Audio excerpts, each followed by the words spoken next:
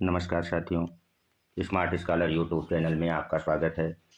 आज की क्लास में हम लोग संघात्मक एवं एकात्मक शासन प्रणाली क्या होती है और इसका आधार क्या है, इसके लक्षण और विशेषताएं क्या हैं, इन सब बातों पर चर्चा करेंगे।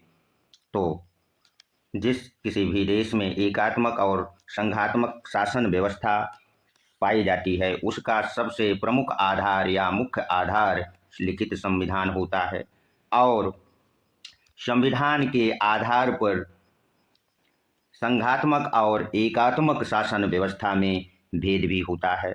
वो कैसे होता है, चलिए उसको हम लोग समझ लेते हैं।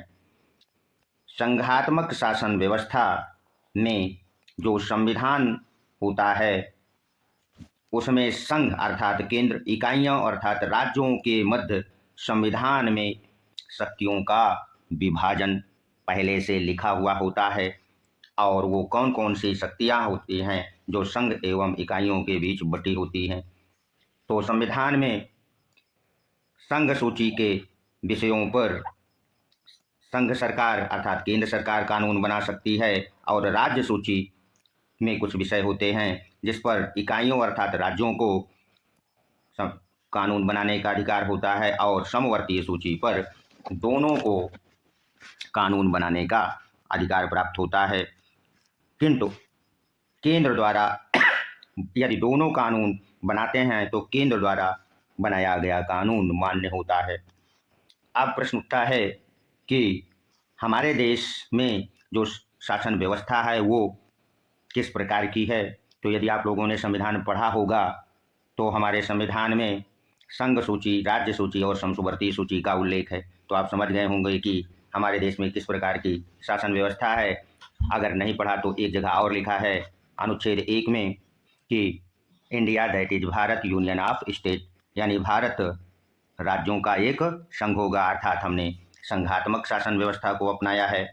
अब प्रश्न उठता है कि हमारे देश में जो संघात्मक शासन व्यवस्था है ये किस देश से ली गई है। बहुत बार प्रश्न पूछा जाता है। तो हमारे देश में जो संघात्मक शासन व्यवस्था है वह कनाडा के संविधान से ली गई है। और किन किन देशों में संघात्मक शासन व्यवस्था देखने को मिलती है, तो इसके जो उदाहरण हैं भारत एवं कनाडा इसका सबसे अच्छा उदाहरण है।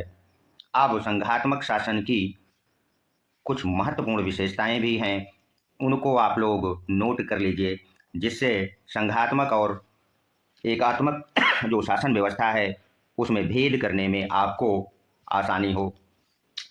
तो चाहे वो एकात्मक हो या संघात्मक शासन व्यवस्था, उसमें तो दोनों में लिखित संविधान होगा। और संघात्मक शासन व्यवस्था में जो महत्वपूर्ण विशेषता है उसमें संविधान की सर्वोच्चता होती है और कार्यपालिका, न्यायपालिका और विधायिका तीनों एक एक दूसरे से पृथक होते हैं। और संघात्मक शासन व्यवस्था की सबसे महत्वपूर्ण विशेषता होती है स्वतंत्र न्यायपालिका। आशा करते हैं कि इन विशेषताओं को आपने बारीकी से समझ लिया होगा।